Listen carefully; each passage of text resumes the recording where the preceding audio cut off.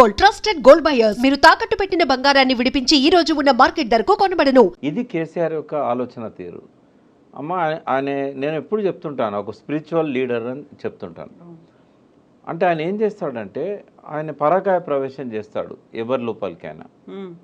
ఆయన ఒక డిసిషన్ తీసుకునే ముందు కూడా నేను ఈ నిర్ణయం తీసుకుంటే ఎవ్వరు ఎట్లా ఆలోచిస్తారు, సిపిఐ నారాయణ కామెంట్స్ ఎట్లుంటాయి, లోక్సత్తా జయప్రకాష్ నారాయణ ఎట్లా ఆలోచిస్తాడు, ప్రకాష్ ఏం ఆలోచిస్తాడు, చక్రపాణి ఏం ఆలోచిస్తాడు, TV9 రవిప్రకాష్ రజనీకాంత్ ఏం ఆలోచిస్తారు, ఇట్లా ఆలోచించి తనకు తనే కౌంటర్ చేసుకొని అప్పుడు బయటకు వస్తాడు ఆయన.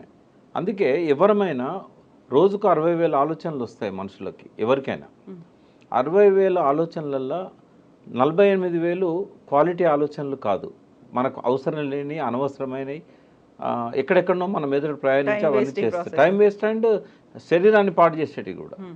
మనకు అవసరం లేని ప్రొడక్టివ్ ఆలోచనలు మాత్రం ఓన్లీ 12,000.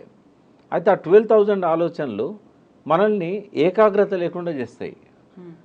ఒక 1 మినిట్ 2 మినిట్స్ కంటే ఎక్కువగా మీరు నా దిక్కే చూస్తుంటారు, మీ కళ్ళు చెవులు ముక్కు ముఖం అంతా నా దిక్కే ఉంటుంది, కానీ నేను మెదడు మాత్రం ఎక్కడో ఉంటుంది. ఇంకా నేను మాట్లాడే మాటలకు రిలేటెడ్ అంశాల మీద తిరుగుతూ ఉంటుంది, నెక్స్ట్ అడిగే ప్రశ్న మీద తిరుగుతూ ఉంటుంది. కానీ కేసీఆర్ అట్లా కాదు.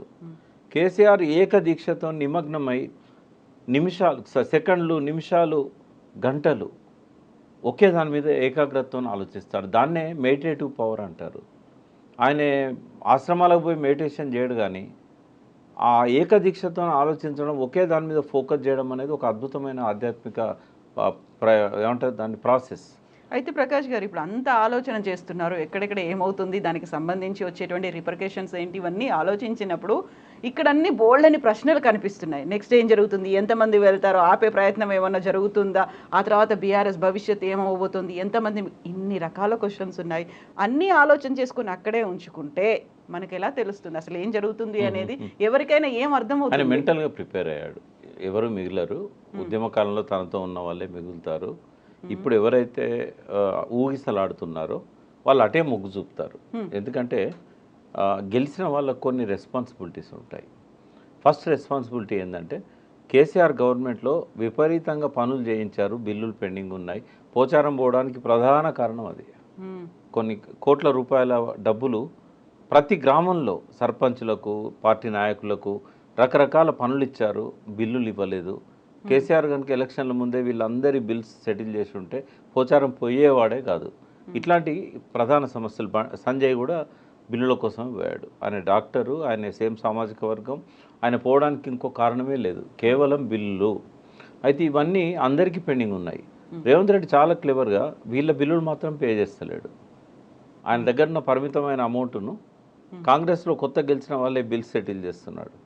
వచ్చి రాగానే రైతు బంధు కోసం పెట్టిన డబ్బులని పొంగులేటి శ్రీనివాసరెడ్డికి, ఆ వనపర్తిలో గెలిచిన ఎమ్మెల్యేకి, ఇట్లాంటి వాళ్ళకి అందరికీ ఇచ్చేసాడు. అవి రైతు బంధు డబ్బులు, అవి అందుకే లేట్ అయింది రైతు బంధు. సో అట్లా చేయడం వల్ల ఏమవుతుందంటే ప్రజలు ఒత్తిడి ఉంది వాళ్ళ మీద, మా బిల్లులు లేవమ్మా, మాకు సూసైడల్ టెండెన్సీస్ వస్తున్నాయి, మాకు ఆత్మహత్య తప్ప వేరే మార్గం లేదు.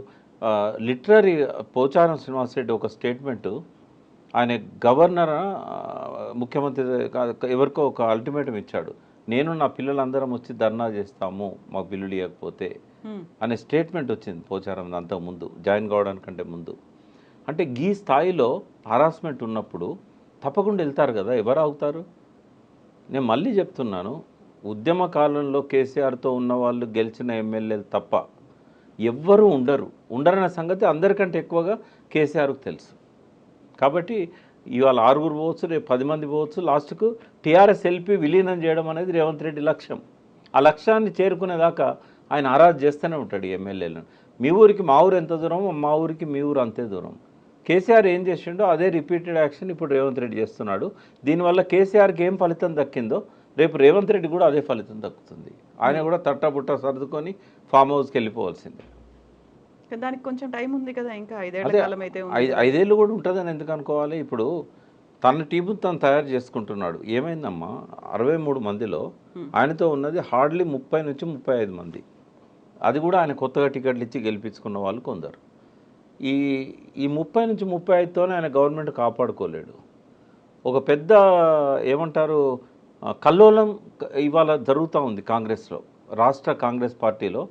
ఒక సముద్రంలో కదా సునామీ వచ్చే ముందు కల్లోల జలాలు ఎట్లుంటాయో ఆ సునామీ రాకముందు ఉన్న పరిస్థితే ఇవాళ వీళ్ళ పార్టీలో ఉంది.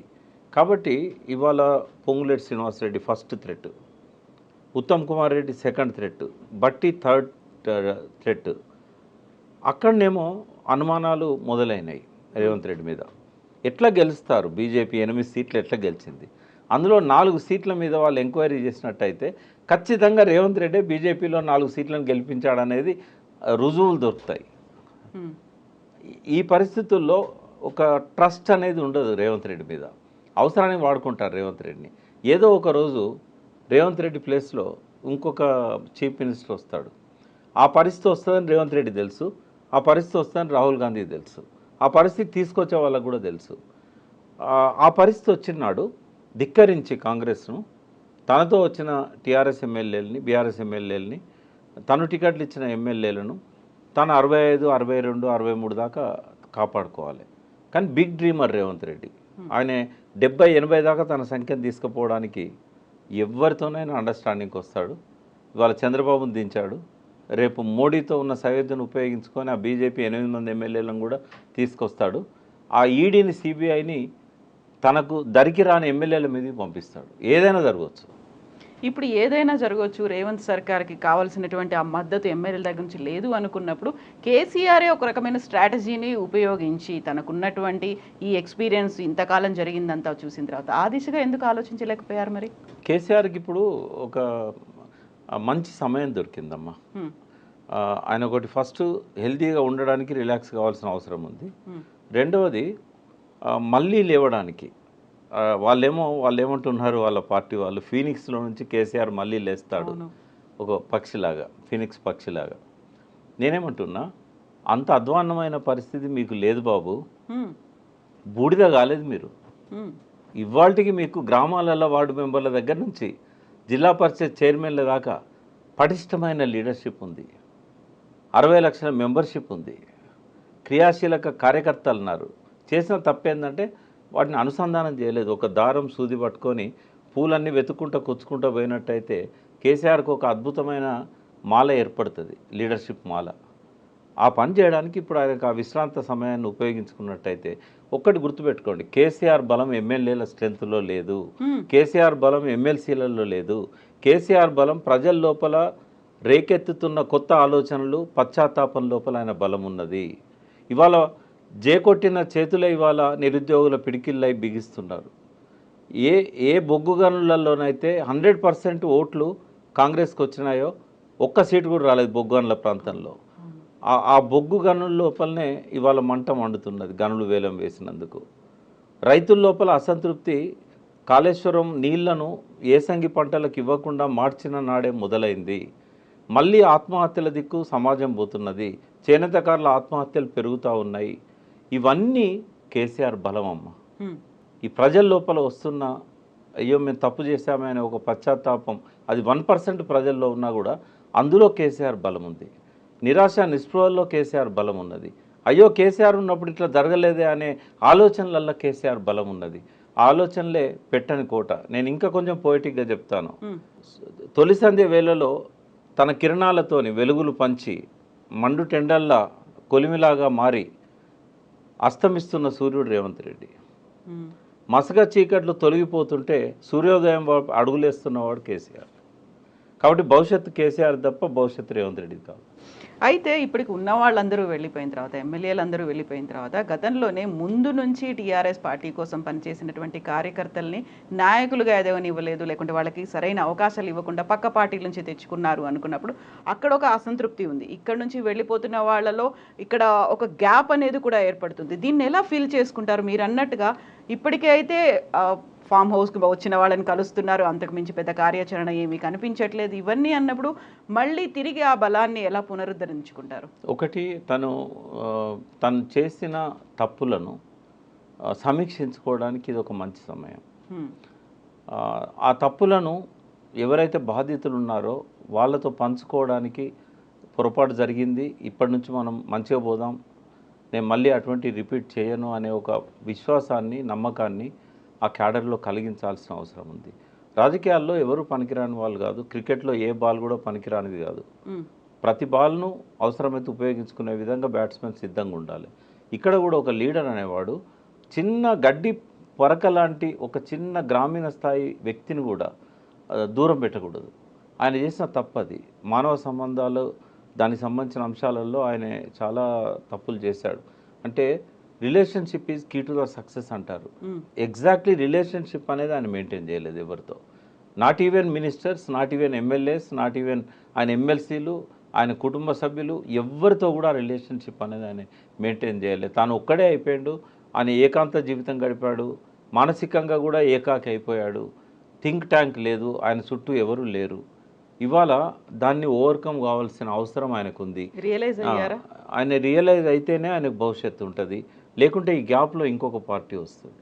ఒకటి రావచ్చు, రెండు రావచ్చు. ఇవాళ రేవంత్ రెడ్డి సీఎం అయిన తర్వాత ఒక 10-15 మంది తయారయ్యారు. మేము కూడా సీఎంలం అవుతాం, మేము కూడా ఆయనలాగా ప్యాషనేట్గా ఆలోచిస్తాం. మనం మాట్లాడుకుంటాం కదా, ప్యాషనేట్గా ఉంటే ప్రకృతి సహకరిస్తుంది అని.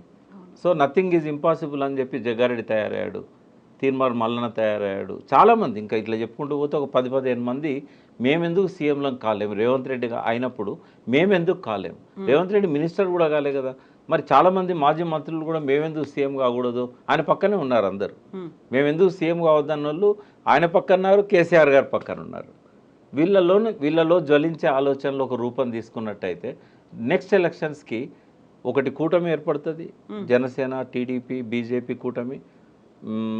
నా గెస్ కరెక్ట్ అయితే ఆ కూటమికి నాయకుడు రేవంత్ రెడ్డి అవుతాడు. కాంగ్రెస్ ఎస్, ఆయనకి ఏంటంటే ముఖ్యమంత్రి కావడం మీద ఉన్న ఆసక్తి కాంగ్రెస్ను బలోపేతం చేయడం మీద ఎప్పుడూ ఉండదు. కాంగ్రెస్లో పుట్టలేదు, కాంగ్రెస్లో పెరగలేదు, ఆయన కాంగ్రెస్లో అంతం కాడు. కాబట్టి డెఫినెట్గా ఈ will start is own party. లేకపోతే ఆ సంఘటనకు నాయకుడు ఆయనే అవుతాడు. చంద్రబాబు నాయుడుకి కానీ, బీజేపీకి కానీ, జనసేనకు కానీ అంతకంటే నమ్మకమైన నాయకుడు ఇంకొకరు దొరకరు. కాబట్టి అదొక ఫోర్స్ రేపు కేసీఆర్ను డెఫినెట్గా ఎదుర్కొంటుంది. దాంతోనే మెయిన్ స్ట్రగుల్ అవుతాడు ఆయన. కాంగ్రెస్ అనేది రేవంత్ రెడ్డి లేకపోతే థర్డ్ ప్లేస్కి వెళ్ళిపోతుంది. కాబట్టి మెయిన్ బీఆర్ఎస్ ఎవరితో ఎదుర్కోవాలన్నప్పుడు ఈ కూటమితోనే ఎదుర్కొంటుంది. ఒక అన్నం ఉడికిందా లేదా అని ఒక చిన్న మెతుకుని పట్టుకొని టెస్ట్ చేసినట్టుగా నిన్న చంద్రబాబు నాయుడుకు ఇక్కడ ఏదైతే స్వాగతం పలికారో, ఇక్కడ క్రియేట్ చేసిన ఆ పసుపుదనం ఏదైతే ఉందో అదొక సూచనలాగా మనం అర్థం చేసుకోవచ్చు. రాబోయే రోజుల్లో మళ్ళీ చంద్రబాబు నాయుడు తెలంగాణలో చక్రం తిప్పుతాడు. ఈరోజు భేటీలో ఇదొక టర్నింగ్ పాయింట్ కాబోతున్నది చంద్రబాబు నాయుడుకి. సో ఇవన్నీ ఇంత వేగంగా రాజకీయ పరిణామాలు మారుతూ ఉన్నాయి, లేకుంటే మీరు చెప్పినట్టుగా సరికొత్త పార్టీలు లేకపోతే సరికొత్తగా కూటములు, సరికొత్త లీడర్లు బయటికి ఎమర్జ్ అయ్యి రాబోతున్నారు అనుకున్నప్పుడు ఇప్పుడు కేసీఆర్ చేయబోయేటువంటి రాజకీయం లేకుంటే చేసే ఆలోచన అనేది, ఒక ఎగ్జిక్యూషన్ అనేది ఎలా ఉండాలంటారు? తన నమ్మకస్తులు ఎవరు అనేది ఆయన వడబోసుకొని వాళ్ళని తన వెనుక పెట్టుకోవాలి. ఒక సైన్యాన్ని తయారు చేయాలి, ఆయన పార్టీని ప్రక్షాళన చేయాలి. ఎవరైతే భవిష్యత్తులో లీడర్స్గా ఎదిగే అవకాశం ఉందో వాళ్ళకే బాధ్యతలు అప్పచెప్పాలి. ఎంత పెద్ద మాజీ మంత్రి కావచ్చు, లేకుంటే తనతోని ఈ 10 ఏళ్లలో సహచరుడుగా ఉన్న వ్యక్తి కావచ్చు, అతను ఉపయోగపడు, ప్రజల లోపల అతని పట్ల తిరస్కార భావం ఉన్నదనుకున్నప్పుడు పక్కకు పెట్టాలి. రిలేషన్షిప్ మెయింటైన్ చేయాలి, కానీ లైమ్ లైట్లోకి తీసుకురాకూడదు. ఫస్ట్ ఏంటంటే ఆయన చుట్టూ ఉన్న కోటరీని మార్చాలి. కోటరీలో చెడ్డవాళ్ళు ఉన్నారని నేను అనట్లేదు, బట్ వాళ్ళ మీద ప్రజల లోపల ఒక చెడ్డ అభిప్రాయం ఏర్పడ్డది. ఎప్పుడు చూసినా కేసీఆర్ కుడిపక్క ఈయన ఉంటాడు, ఎడమ పక్క ఆయన ఉంటాడు, ఇంకొక ఆయన వెనకాల ఉంటాడు, ఒక ఆయన ముందు అందరినీ కదిలిస్తుంటాడు. ఈ 10 ఏళ్ళు వీళ్ళే కదా అందరినీ కలవకుండా చేసింది, ఆపింది, దూరం చేసింది. వాళ్ళంతా గొప్ప వాళ్ళే కావచ్చు, వాళ్ళకి పెద్ద పెద్ద పదవులు ఉండి ఉండొచ్చు, పెద్దల సభలో సభ్యులుగా కూడా ఉండి ఉండొచ్చు. బట్ ఇవాళ భవిష్యత్తు కోసం కొంచెము లైమ్ లైట్లో ఉండకుండా వాళ్ళని వాళ్ళు లో ప్రొఫైల్లో పెట్టుకోవాలి, లేకపోతే ఈయన పెట్టాలి వాళ్ళను. తర్వాత ప్రజల లోపల అభిమానం ఉన్న ప్రజలను మెప్పించగలిగిన కోటరీని ఆయన క్రియేట్ చేసుకోగలగాలి. జరిగిన తప్పులను సమీక్షించుకొని మళ్ళీ బలోపేతం కావాలి. ఈ అవకాశాన్ని కనుక ఆయన ఈ విశ్రాంత సమయాన్ని కనుక ఆయన దానికి ఉపయోగించుకోకపోయినట్టయితే ఎక్కువ రోజులు గడవదు. వేరే పార్టీలు చాలా వేగంగా ముందుకొస్తాయి. అప్పుడు ఈ క్యాడర్ అంతా, ఇప్పుడు ఎమ్మెల్యేలు ఎమ్మెల్సీలు పోయారు, అప్పుడు ఈ ఉద్యమకారులు మిగిలరు, క్యాడర్ కూడా మిగిలదు. ఈ ఆలోచనలన్నీ ఇప్పుడు మనం మాట్లాడుకున్న ఈ అంశాలన్నీ కూడా అబ్జర్వ్ చేస్తున్నారు, చూస్తున్నారు, ఏం జరుగుతోందో అంచనా కూడా వేస్తున్నారు. దానికి తగ్గట్టుగా ప్లాన్స్ అనేవి ఆల్రెడీ డెవలప్ చేసుకున్నారా మైండ్లో కేసీఆర్? చేసుకున్నాడు కాబట్టే నియోజకవర్గాల వారీగా అందరినీ పిలుస్తున్నాడు తను. బట్ అక్కడ రొటీన్ స్పీచ్లో ఉంటే కనుక మళ్ళీ ఫెయిల్ అవుతాడు తను. మీడియా రిపోర్ట్ చేస్తున్న పద్ధతి చూసినట్టయితే ఎలక్షన్లలో ఉపన్యాసాలు ఎట్లా ఒక రొటీన్గా జరిగినాయో అదే పద్ధతిలో మనం మళ్ళీ అధికారంలోకి వస్తాం, ఈ ప్రభుత్వం ఎక్కువ కాలం ఉండదు, ఇవి కాదు ఆయన మాట్లాడాల్సింది. మనం ఈ తప్పులు చేశాం, మీడియా లేకున్నా కూడా ఆయన చెప్పాలి, మనం ఈ తప్పులు చేశాం, ఈ ఓటమికి నేనే నైతిక బాధ్యత వహిస్తున్నాను, మనం మళ్ళీ లేవడానికి మనకున్న అవకాశాలు ఇవి. మనమందరం ఎంత రెప్పపాటు కాలంలో 4 ఏళ్ళు గడిచిపోతాయి, ఈ ప్రభుత్వం ఉండదు అనే మాట మాట్లాడొద్దు ఆయన, అది ఆయనకు శోభనివ్వదు. ఖచ్చితంగా మనం లేస్తాం, పడి లేచే కడల తరంగంలాగా మళ్ళీ లేస్తాం, మనం శక్తిని సంతరించుకుందాం. మనకు జనంలో బలం ఉంది. మనము ఇవాళ వైఫల్యాలు ఏవైతే కాంగ్రెస్ ప్రభుత్వాన్ని ఉన్నాయో ఆ వైఫల్యాలే మనకు బలం. అతని బలహీనతనే మనం ఆయుధంగా చేసుకుందాం. మళ్ళీ మనం ప్రజల్లోకి వెళ్ళి వాళ్ళ కళ్ళు తెరిపిద్దాం. ఏదైతే అబద్ధాలను మనం కౌంటర్ చేయడంలో ఫెయిల్ అయినామో ఇప్పటి నుంచి మనం దాన్ని ఆ లోపాన్ని సవరించుకుందాం. కాళేశ్వరం నీళ్లతోని పండిన ప్రతి గింజ మన సృష్టి అనే విషయాన్ని రైతుల మెదళ్ళలోకి తీసుకెళ్ళాలి. మామూలు డెవలప్మెంట్ కాదు 10 ఏళ్లలో జరిగింది. డెఫినెట్గా కేసీఆర్ గారి తప్పులు లేవని నేను అన్నాను.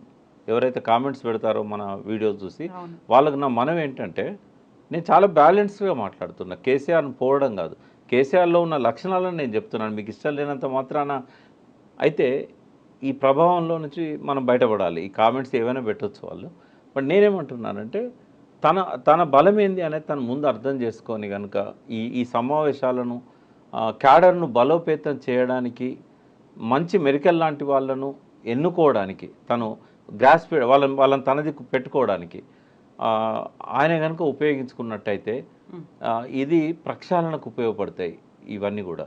రెండవది ఏం చేయాలంటే, అభివృద్ధి జరిగిన ప్రతి దగ్గరికి పోయి ఇవి నా ముద్రలు అని చెప్పగలగాలి ఆయన. అప్పుడు ఏం చేయాలి, గతంలో ఉన్న చీకటిని కూడా వాళ్ళ ముందు పెట్టాలి.